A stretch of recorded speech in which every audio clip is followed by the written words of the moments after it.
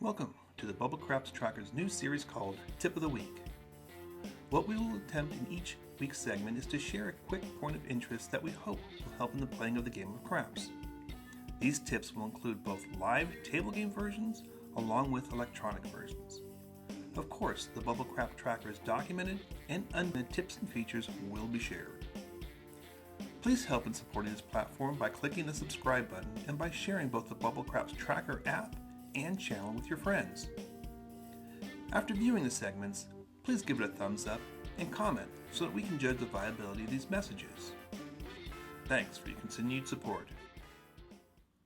Today's tip of the week is on how to overcome the $10 table minimum when you really just want to risk about $5. Since I don't have a real table to display this strategy, I'll use BubbleCraps for this purpose. If you haven't had a chance to use BubbleCraps, go to cloudcity.com to download a trial version so you can test all the strategies explained by the BubbleCraps Tracker team, along with those of Vince Armonti, Color Up, Craps Strategies Live, and others that share various techniques and strategies. Now for today's tip. Let's just demonstrate this technique by betting the equivalent of 22 inside. To do this, start by placing the 5 and 9 for 15. Then lay the 5 and 9 for 15, plus the 5% VIG or $1 on live table games. The payouts will be $21 for the winning place bets and $10 for the winning lay bets. Let's look at that more closely on our screen. Okay, we have our 5s and 9s on the screen, but we're going to remove the 5s just to make it easier for the demonstration purposes. So I'm going to go over here, remove the 9s, both the box or the place number and the lay side of it.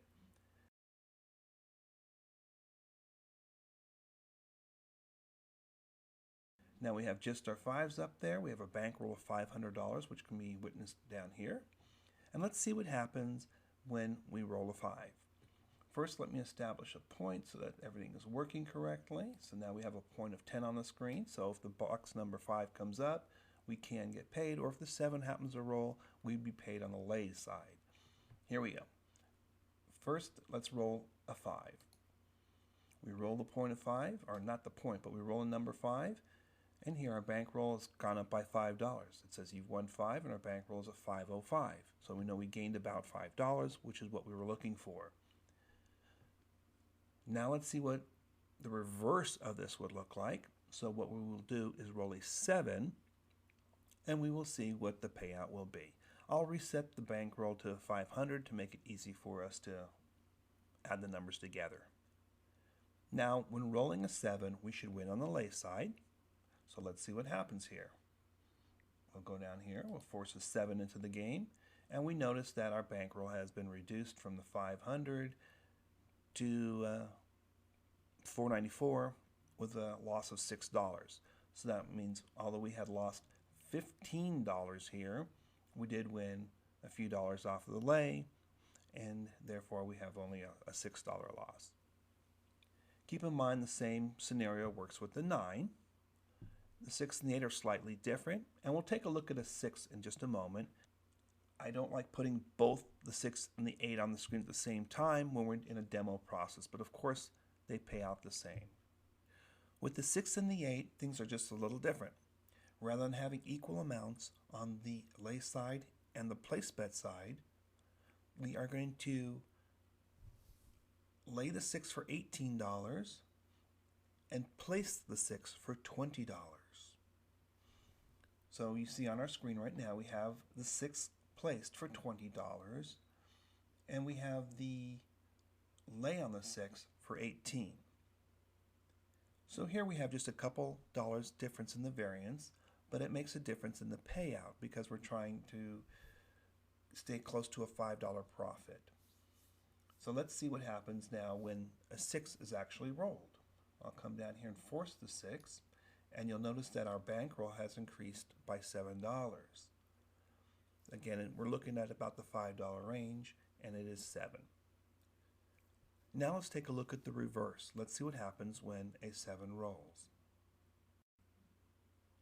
So I've reset the bankroll to make it easier to follow along. It's back at $500. We're even again. And let's take a look when this point goes out. So we are going to lose against the 6 on the play side, but we'll win in the lay. Now you notice that our bankroll has decreased by $6 right here. So we did lose against the box numbered 6, but we did win against the lay portion of that. Again, it's about a $5 difference in win and loss. Again, it's about a $5 difference between the win and the loss. I hope this kind of makes sense. So you've seen the 5 and the 6 as to how those numbers can be played on a $10 table, but really only using about $5 in risk. So let's take a look now at what a full screen would look like with the full 22 simulated action. Again, I have reset the game so that we can start out fresh. I have a script that's in the auto bet section of BubbleCraps, which will place my bets for me once a point has been established, and we can kind of get an idea of how we will win and lose against that. The screen looks very busy, but it does kind of simulate the 22 action that we're looking for in a $10 game. Okay, let's get the show on the road now. What we have set up, as mentioned earlier, was that we have the script that's up and running in the background of BubbleCraps. So the first thing we need to do is develop a point. So we'll press our little button here, we come out on a 10, and we have our simulated 22 action inside on a $10 game. Now as we click and come up with a new roll, we happen to be a 7 out. So we have a loss down here of $24. Again, it's about our 22 inside. Let us get another point established here. We have deuce back on a 10 again. Let's see what our next roll will bring us. Have a 5, so we made a few dollars. And we went out again, so now we're down $43. Again, after 2 quick hands, you're down 40 bucks. Establishing on the 5 this time. Let's see if we can get a few rolls in here. And what did we come up with? Back to a 10. And another point out. Interesting. 3 times we've had a 10, and all 3 times it was followed by a 7. Okay, this time we're up on a 9 and a 7 again. We're pretty much point out each time. Frontline winner, up on a 6.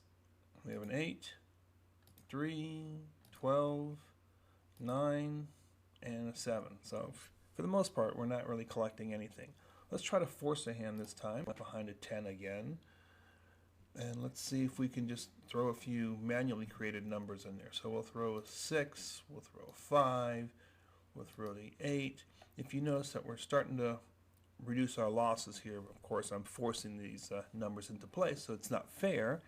But I just want you to see that you are collecting slightly each time a point does arrive, or a number, a box number. So I just wanted to let you see that you can collect slightly each time a box number does come up on the screen. Let's see if we can have another 5 up in here. One more of those, maybe an 8, a 9. And you see how it does reduce if you happen to catch a roll. So it simulates the 22 inside on a $10 game. Again, it's a lot of money out there, $140 out there to basically collect about $5. But it allows you to play. So it's an option that you have in case you're stuck on a table and you really didn't want to put quite that much of a risk into it. Be sure and drop a comment below so that we can determine whether or not you guys like these tips of the week. Again, this is something that's new for us, but we hope we can present it in the long run. So the more comments we can get, more interaction, it'll let us know that we're on the right track. Thanks for watching, and drop us a quick thumbs up as you're in the process. And don't forget, you can always download the BubbleCraps Tracker app and subscribe to us on YouTube.